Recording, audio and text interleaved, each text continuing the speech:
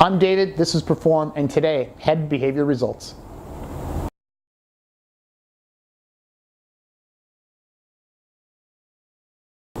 One of the first and earliest lessons that I teach with a new client is called head behavior results. And what I'm trying to do is I'm trying to show that the way that we think affects our behavior, and our behavior determines our result. And so typically what I'll do is I'll start with just them in a blank piece of paper, and you can have yours in front of you now, and here's a little graphic to show you what that might look like. And on the middle of the page I say, write the word behavior.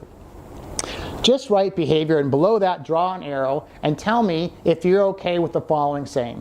Your behavior determines your results. So at the bottom right, results.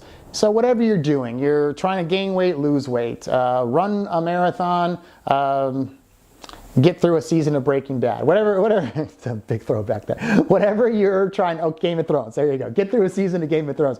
Your behavior determines your results, and most people are okay with that. They can see the connection. What I'm doing is what I'm getting, right? So then I say, okay, on the left side or right side, wherever you have some space, give me 3, 4, 5 things that affect your behavior. If your behavior affects determines your results, go up one level above behavior and give me 3 or 4 things that you think affect, influence, determine your behavior. I think I said that right. And they'll come up with lots of great answers. Education, family, religion, geographic location, are you left-handed or right-handed? Money is a huge one. All sorts of various things that affect our behavior.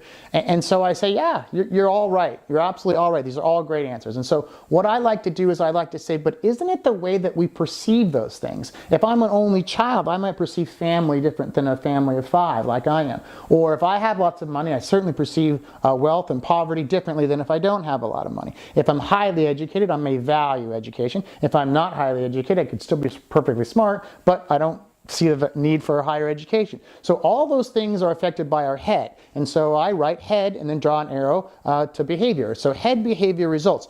All of these things that are out there, those answers, are determined by how we see them. You've heard the saying, perception is reality, right? And the older I get, the more I absolutely believe that.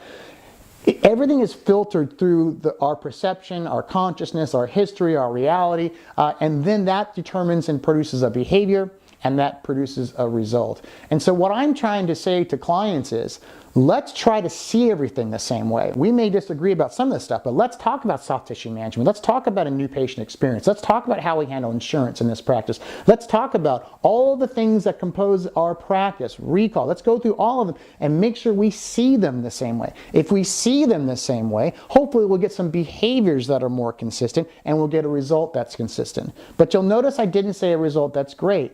We can still see them all the same way and have it be not a great perception or not a great behavior, not a great result. I'm not so concerned about the result. That's yours. What I'm concerned about is, can we get behavior that's clear, concise, and consistent, and can we then change that behavior to get a different result? But I'm smart enough to know, and I've done this long enough to know, that if I don't go one step higher and win the hearts and minds of the staffs, of the doctor, even the patient, then the behavior will be very wildly inconsistent. I'm looking for a predictable result. A predictable result tells me we've got consistent behavior. If you've got consistent behavior, then you can go up and tweak the heads and the hearts and the minds to get a better behavior and a better result. But if your behavior is wildly inconsistent, how do you know which behaviors to change? How do you know which behaviors to keep? And how do you even know what you're doing on a day-to-day basis unless you come to consciousness about what your behavior is? So that's why I implement strong scorekeeping techniques and accountability measures. And then that's why I meet with my clients twice a month to make sure we're checking in and we don't slip away from that what we knew was best of breed behavior. So it's not hard, but it does